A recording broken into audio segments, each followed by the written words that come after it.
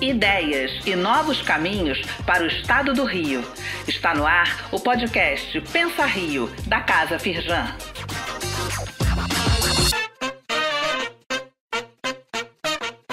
Olá, bem-vindos ao Pensa Rio. Eu sou Natane Borges, jornalista e especialista de projetos na Casa Firjan e apresento esse podcast com debates entre academia, sociedade civil, empresas e governo. Aqui no Pensa Rio, eu e o José Luiz Alqueres, presidente do Conselho Estratégico da Casa Firjan e curador do podcast, ouvimos especialistas, pensadores, empresários e gestores públicos para que possamos juntos traçar novos caminhos e alternativas para o desenvolvimento do Rio. E hoje a gente discute o tema como fortalecer o ecossistema de saúde aqui no Rio de Janeiro. Quem conversa com a gente é o Josier Vilar, médico e presidente da FIS, um sistema que reúne lideranças e empresas da saúde na América Latina. Josier também é fundador da Pronep, empresa líder de mercado de home care no Brasil, e também diretor da IBKL Soluções Educacionais para a Saúde, uma organização que auxilia hospitais e clínicas com treinamentos e capacitações. Vale lembrar que o Josier também foi eleito o novo presidente da Associação Comercial do Rio. Bom, sejam todos muito bem-vindos. E para a gente começar esse debate, a palavra está com você, Alqueres. Bem, é uma honra estar aqui recebendo o Dr. Josier Vilar, meu presidente, uma pessoa de grande destaque na classe médica, na qual ele milita há muitos anos, não apenas como médico atuante, como empresário da saúde, mas como líder empresarial, presidindo sindicatos, associações e ajudando a formar conceito dessa que é uma das grandes vocações da nossa cidade do Rio de Janeiro. De vez em quando mesmo eu ouço falar assim, nós talvez não tenhamos os melhores hospitais, mas temos os melhores médicos do mundo. Então, eu não acho exagero, não. Meu pai era médico, eu achava ele o melhor médico do mundo. E hoje os colegas dele com quem eu lido, eu vejo a mesma dedicação, o mesmo desempenho.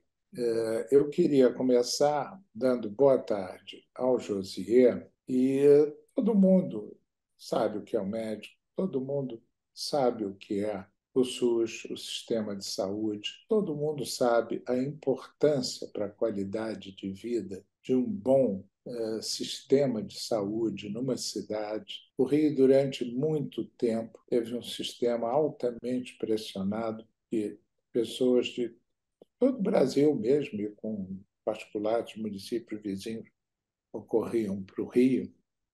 Então, a minha primeira, vamos dizer, provocação ao doutor Josier é o seguinte: Josier, o Rio é realmente esse centro de excelência? As suas faculdades são excelentes, os seus centros de pesquisa universitários, os seus laboratórios, o empenho da sua classe médica. A gente viu agora na Covid, né, o papel de destaque da Fiocruz e de tantas associações, mesmo do FIS, que você preside.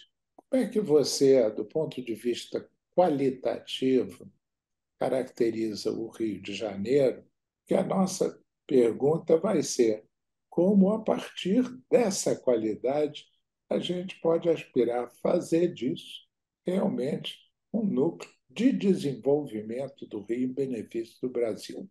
Bem, primeiro agradeço muitíssimo, Natane e Alqueres, pela gentileza de me convidar para estar participando desse Pensar Rio. Eu sou um Rio maníaco.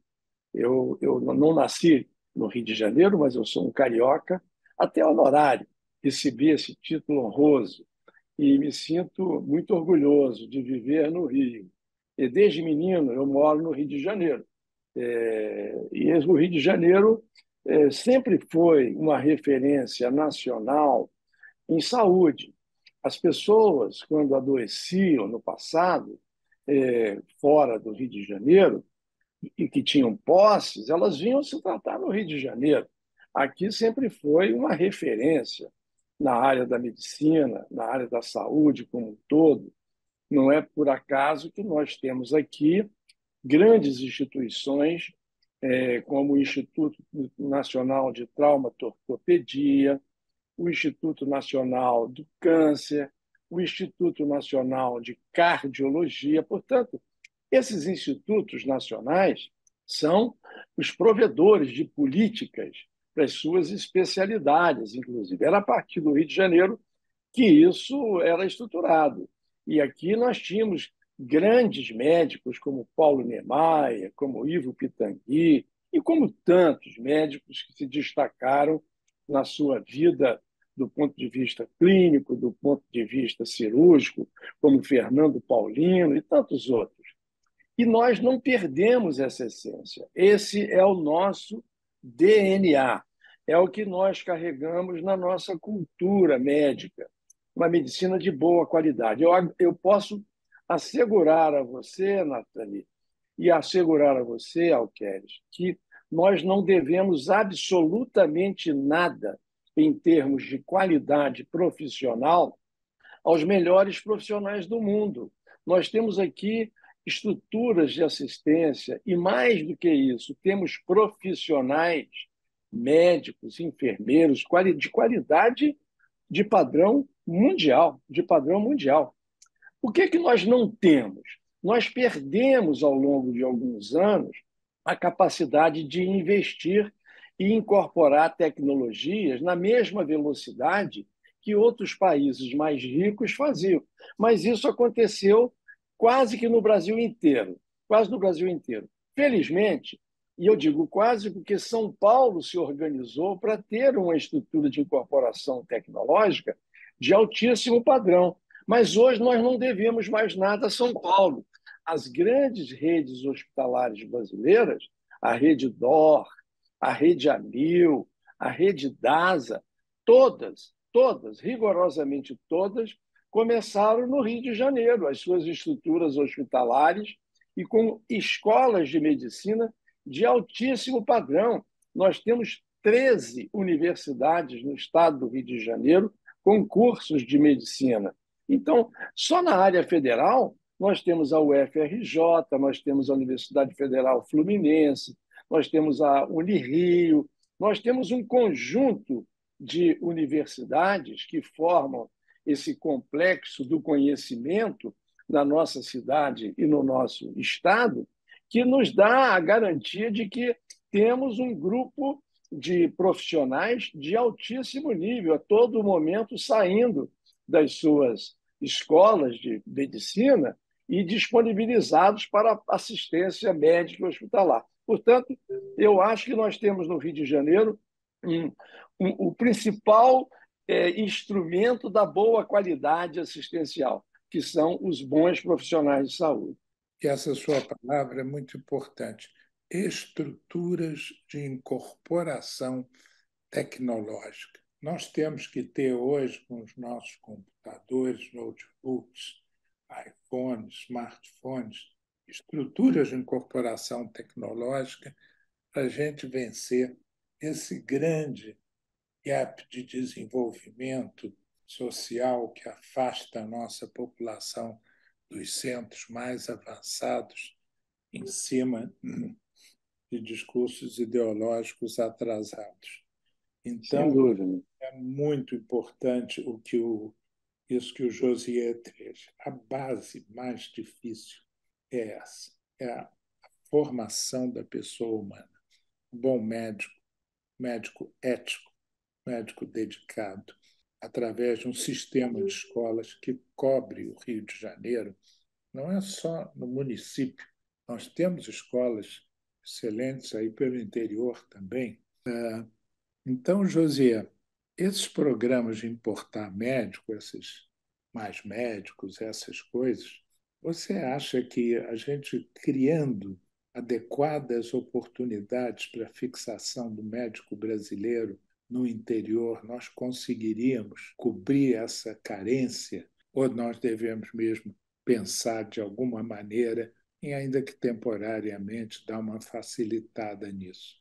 Pois é, Alqueres, você veja bem, quando eu falo de incorporação tecnológica, eu estou falando também da garantia do acesso da população pobre. O Brasil é um país muito rico, mas a população é predominantemente pobre. E o acesso dessa população, 70% da população pobre, o acesso aos serviços médicos assistenciais são exclusivamente ofertados pelo sistema público de saúde.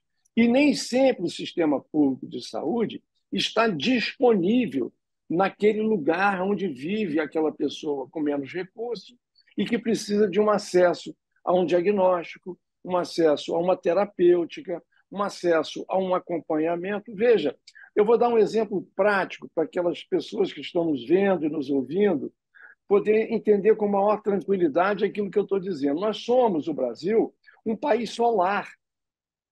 O Brasil inteiro é um país solar. As pessoas estão expostas ao sol de uma maneira intensa durante toda a sua vida. Nós temos 5.650 municípios no Brasil. Desses 5.650 municípios, somente 600 municípios têm dermatologistas. Então, se nós somos um país solar, com exposição da nossa pele a um sol que é terrível, que é intenso ao longo da sua vida, a probabilidade de termos câncer de pele é maior do que na população nórdica, na população que vive em ambientes com pouco sol. Mas eu não tenho capacidade, mesmo que eu queira trazer mais médicos, de colocar um dermatologista em cada município brasileiro.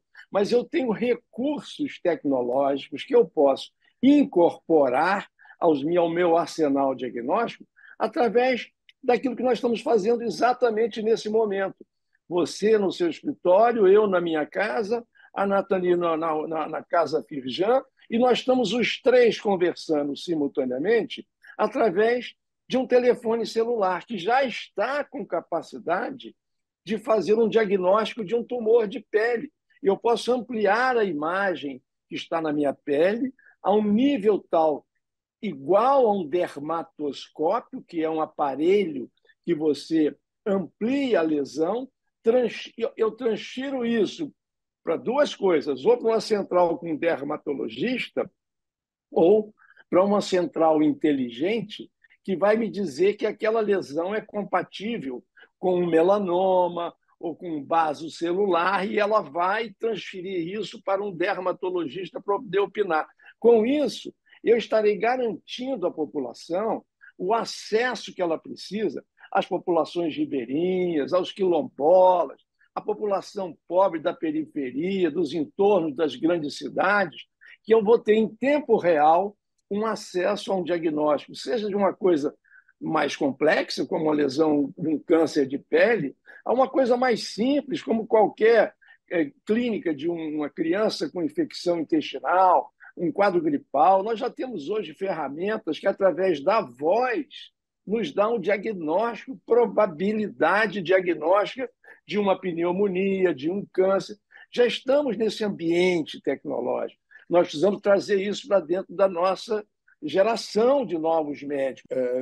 José, fala uma palavra sobre esse nosso grande sonho do Rio.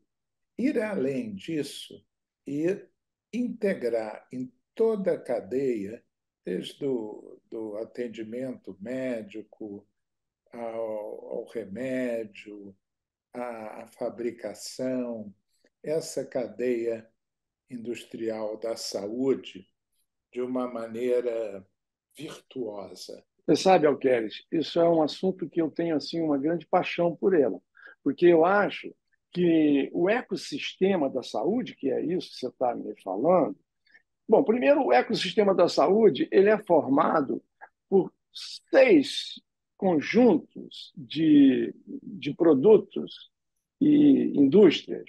A indústria do medicamento, que é essas fábricas de remédios que a gente compra uma caixinha na farmácia. Eu acho que essa indústria de medicamento ela tem tempo de vida já bem definido. Daqui a alguns anos, eu imagino, aí é uma percepção minha, eu acho que não existe mais nenhuma proteína nova para ser descoberta, pelo menos os cientistas dizem isso. Portanto, esses medicamentos derivados proteicos devem desaparecer e vão se surgir as novas formas de medicamento, que são os medicamentos genéticos, né? Os imunobiológicos, que vão substituir essas caixinhas de remédio que a gente tem aí. Bom, mas hoje ainda tem uma indústria potente, produzindo genéricos, produzindo comprimidos, não sei o quê, que a gente compra um monte de comprimido na farmácia. O Rio de Janeiro poderia ser um lugar para isso, mas eu acho pouco provável que seja este o nosso caminho, porque essa competição por medicamentos comuns, ela não cabe mais você investir em plantas gigantes, tendo a indústria de medicamentos fora do Brasil, na Índia, na China, produzindo isso a um preço muito barato. A gente consegue aqui no Brasil, em São Paulo, em Goiás, algumas indústrias de genéricos fazendo coisa, mas eu acho que elas não são as grandes indústrias de transformação da nossa população. A segunda a indústria de medicamentos. Eu não creio que o Rio tenha essa vocação ou essa capacidade de construir fábricas de produzir remédios. Eu não gastaria um tostão com isso no Rio de Janeiro, se eu fosse um investidor dessa área. A segunda grande grupo é a indústria de imunobiológicos. Essa é boa. A indústria de imunobiológicos, a Manguinhos está produzindo uma fábrica gigante de imunobiológicos em Santa Cruz. E pode ser ali o desenvolvimento de um polo de remédios imunobiológicos que geram conhecimento, trazem inovação, são remédios caros, mas, ao mesmo tempo, de alta qualidade, e que, portanto, eu julgo que deveria este ser um polo a gente olhar e tentar desenvolver no Rio de Janeiro. O terceiro, indústria, que forma o complexo da saúde, o ecossistema da saúde, é a indústria de equipamentos, monitores, respiradores. Isso o mundo já está resolvido. Não, a gente pode até ter essa produção aqui no Brasil, através das nossas universidades nos ajudando, mas vai ser muito mais para um estoque estratégico do que para competição internacional ou mesmo nacional com os grandes produtores da Europa, especialmente da Índia, da China e de alguns outros países asiáticos. O quarto grande componente desse complexo da saúde, que é o ecossistema, é a indústria de insumos convencionais, máscaras, gorros, não sei o quê, essas coisas que faltaram demais aqui durante a pandemia e que luva, e que a gente deixou de produzir. O Brasil se desindustrializou durante o período da globalização, passou a comprar essas coisas simples da China, da Índia, que são os dois grandes produtores mundiais hoje, e nós passamos, quando veio a pandemia, você viu que os preços desses produtos, esses insumos fundamentais, equipamentos de proteção individual, explodiram, porque nós não fabricávamos nada no Brasil. Eu acho que isso tem que voltar a uma produção, talvez para o interior do estado do Rio, para a gente poder fomentar essa indústria de insumos de uma forma estratégica, para a gente ter um estoque estratégico para não depender de importação de 100% daquilo que a gente consome. O SUS pode ser um grande cliente dessas indústrias nacionais que poderão, com escala, conseguir produzir a um custo e um preço adequado. Bem, falta ainda duas grandes indústrias. A indústria do conhecimento, essa nós não temos nenhuma dificuldade de ampliar, que estão relacionados às universidades, aos institutos de pesquisa, que a gente tem, muitos deles, a Fiocruz, e tantas instituições de pesquisa no Rio de Janeiro, que são carentes de investimentos e que têm capacidade de produzir conhecimento de muita boa intensidade. Mas tem uma indústria que eu acho que é a nossa, que é a indústria da inovação. Essa indústria da inovação é uma indústria que faz parte do ecossistema da saúde e que tem milhares de jovens trabalhando, buscando soluções para diagnóstico, para terapêutica, para a gestão das instituições de saúde, para melhorar a qualificação dos profissionais de saúde.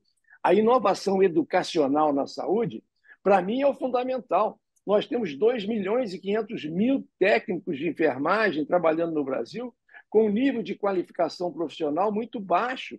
Se nós desenvolvermos tecnologias que sejam capazes de utilizar métodos ativos de ensino, usando o celular com gamificação, não somente na parte técnica, mas também na parte comportamental, criando uma moeda digital que premie aquele que trilhar a sua trilha de conhecimento com maior qualidade, a gente pode fazer uma revolução. E o Rio de Janeiro tem tudo, rigorosamente tudo, para ser esse polo de inovação na educação dos profissionais de saúde.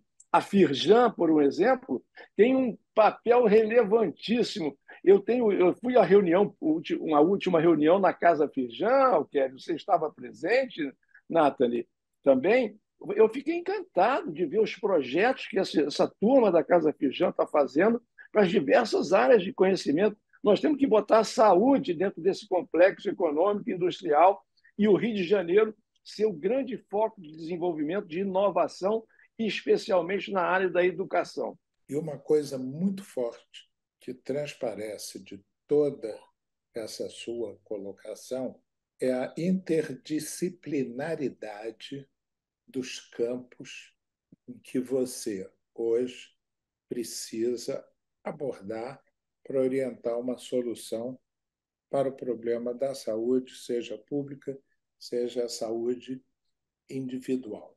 Essa interdisciplinaridade, de alguma maneira, é o que a gente tem que quebrar, uma má tradição que vem lá da Revolução Científica e da Revolução Industrial, que sobre uma enganosa busca da eficiência das partes, chegaríamos à eficiência do todo. Então, vamos fazer isso eficiente, e juntar uma porção de eficiências e, às vezes, com isso, perder justamente o foco, que o importante não é a soma das partes de eficiência e eficácia da solução. Então, nesse campo, agora como presidente da Associação Comercial do Rio de Janeiro, que é a mais antiga associação comercial, que congrega pessoas das mais variadas especialidades e que tem um peso grande de se fazer ouvida por governados e governantes aqui no Rio de Janeiro e no Brasil, é que eu te pergunto, José, o que é que nós podemos, o que é que a associação comercial pode contribuir para fazer do Rio de Janeiro realmente aquele Rio que nós todos... Você começou a sua exposição dizendo que era um carioca fanático. O que é que pode, de novo, fazer com que todos sejam cariocas fanáticos? E eu quero te dizer, Alqueres e Nathalie, que eu acho que o Rio tem que voltar a ser um lugar atrativo para se viver, para se trabalhar, para se empreender e investir e para se visitar. E eu penso que a gente tem que focar nas pessoas. As pessoas é que fazem diferença. Tudo que nós falamos aqui de tecnologia, ela só tem importância se as pessoas estiverem preparadas para usá-la da forma adequada. É isso que o Alqueres falou das eficiências de parte, não necessariamente geram a eficiência do todo. Nós precisamos, o todo são as pessoas. As pessoas são as mais importantes que a gente tem que olhar. Por exemplo, se você quer abrir uma empresa no Rio de Janeiro hoje, você leva 3 vezes mais do tempo para abrir uma empresa e 10 vezes mais tempo para fechar do que São Paulo. Você pode entender que nós tenhamos essa dificuldade de abrir e fechar uma empresa diferente de um estado que está, sei lá, a nossa fronteira com São Paulo está a 200 quilômetros, talvez, eu não sei quantos quilômetros está. Isso não é possível. O que está acontecendo com o Rio de Janeiro para que ele seja um impeditivo para que as pessoas abram as suas empresas aqui, fechem quando necessário, receber um alvará, receber uma licença qualquer? É tudo muito complicado, porque a gente perde muito tempo. Então, isso não é atrativo para se empreender no Rio de Janeiro. Isso fere um dos pilares. E as pessoas precisam ser olhadas naquilo que elas querem fazer, na qualificação dos nossos profissionais da área do comércio, da indústria. A gente vai ter que investir nessas questões fundamentais. Se nós queremos ser um lugar atrativo para se viver, para se trabalhar, para se empreender e para se visitar, nós temos que qualificar as pessoas. Elas é que precisam ser feitas. E a qualificação das pessoas não é só na educação profissional, é também o seguinte, em facilitar que essas pessoas entendam os processos e executem as coisas com facilidade. Então, é meu desejo abrir a loja do empreendedor dentro da Associação Comercial do Rio de Janeiro.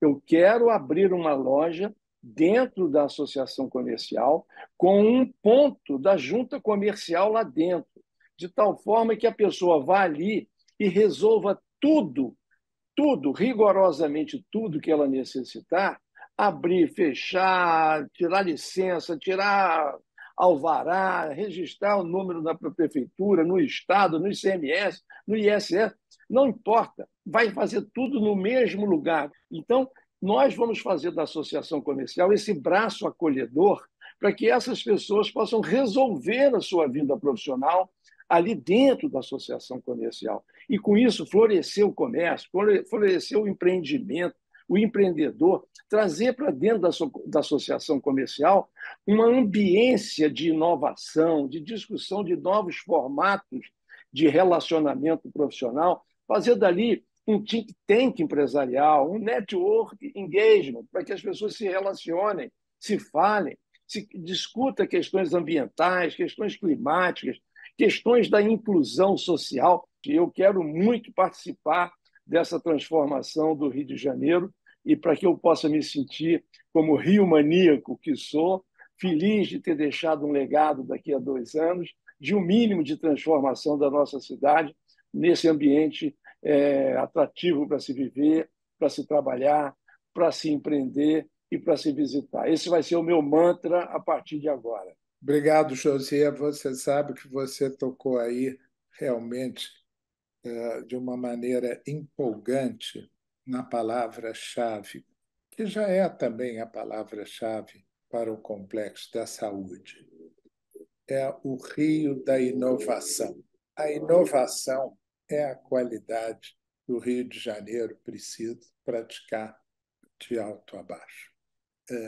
Eu queria agradecer muito a sua participação, já desde já.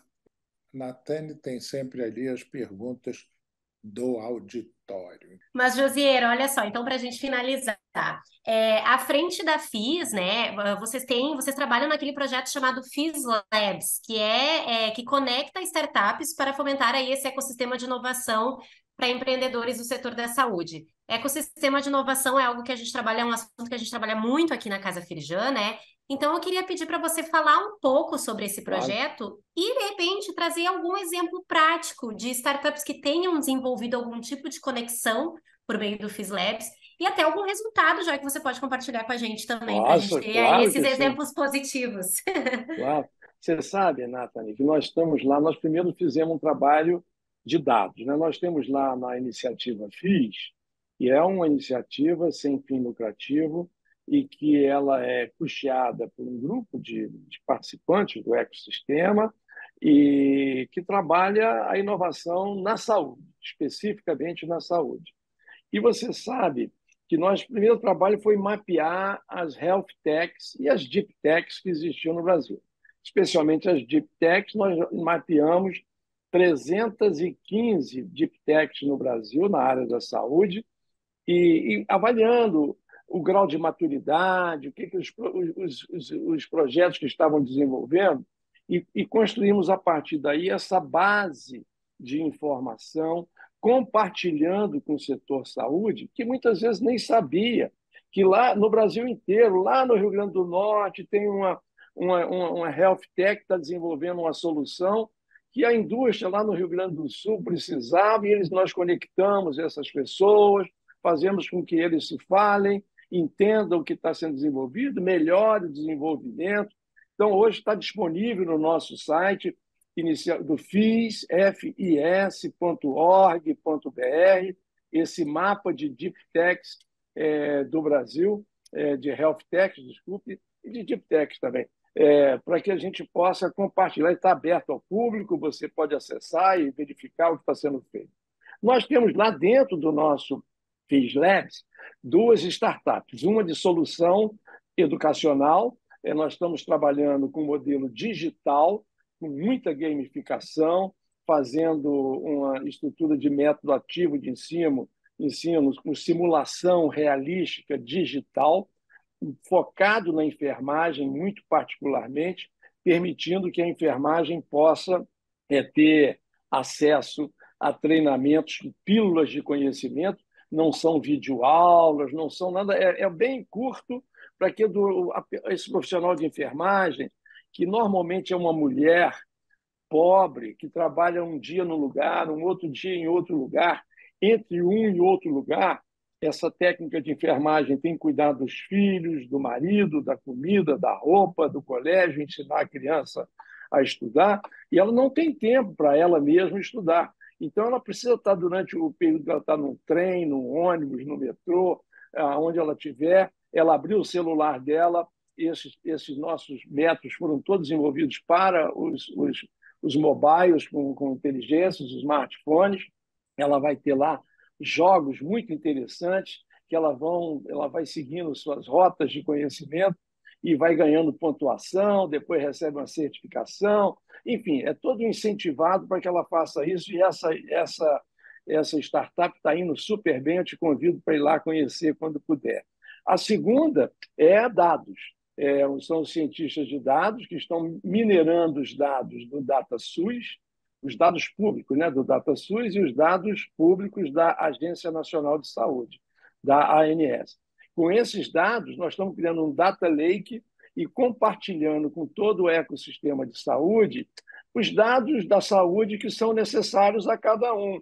É uma indústria que fabrica botinha no Rio Grande do Sul, normalmente com uma média de um tamanho de pé de uma moça do Rio Grande do Sul, que não é o mesmo tamanho do pé de uma menina de Ipanema ou de uma outra região qualquer que é menor. E eles lá fazem os pés maiores, então não tem venda no Rio de Janeiro. Então, nós temos lá um antropólogo do consumidor, ajuda a identificar junto com cientistas de dados, e através dos algoritmos eles vão construindo essas informações que servem para ser compartilhada com a indústria, com o serviço, que tipo de vazio sanitário existe no Brasil. Por exemplo, essa mineração de dados já chegou-se à conclusão que o tempo médio de internação no SUS é quase o dobro do tempo médio de internação no setor privado, por uma razão simples. A maioria dos pacientes do SUS, quando conseguem internar, após esperar no CISREG, ele interna sem ter feito os exames pré-operatórios. Aí, quando aparece a vaga, ele interna, aí é que ele vai realizar tudo. Aí demora 10 dias fazendo exame para depois operar. E aí o tempo de permanência é longo. Se nós resolvermos, e aí esse dado real, o governo pode estabelecer política pública de contratar serviços privados para fazer o pré-operatório, de tal maneira que eu não preciso aumentar o número de leitos, eu vou ter um número de leitos mais disponível porque eu não estou usando o leito para fazer exame pré-operatório. Então, são soluções simples, e se eu não tiver um dado e uma informação com origem crível, eu não consigo tomar decisão para as boas políticas públicas e privadas na área da saúde.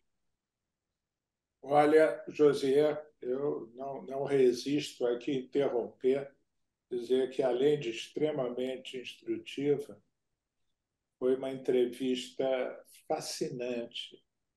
E muito obrigado mais uma vez. Muito obrigado, Natane, muito obrigado, Alqueres. Foi uma honra falar com vocês. Visitem a iniciativa FIS, fis.org.br, mas se quiserem visitar presencialmente, é um prazer grande receber qualquer um que queira nos conhecer. Tá certo. Eu queria agradecer muito a presença de cada um de vocês aqui no Pensar Rio hoje. Obrigada, Josier. Obrigada, Alqueres. E esse foi mais um episódio do Pensar Rio, dessa vez com a pauta Como fortalecer o ecossistema de saúde no Rio. A gente sempre recebe perguntas, críticas e sugestões aqui para o podcast. Então, se você tem algum tema para abordarmos por aqui, pode enviar para casafirjan@firjan.com.br com o assunto Pensa Rio. Ou ainda acessar o Instagram @casafirjan, onde você pode conferir toda a agenda de conteúdos da casa. Muito obrigada e até a próxima edição.